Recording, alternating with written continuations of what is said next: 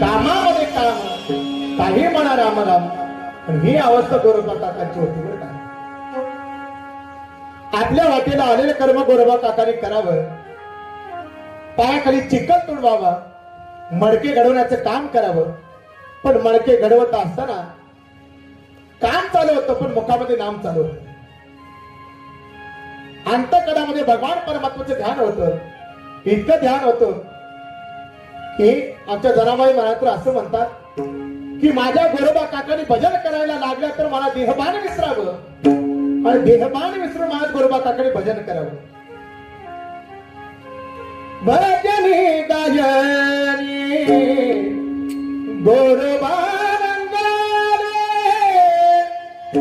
एक रूप धारे विठ्ठलाचे पायी, नवनाथ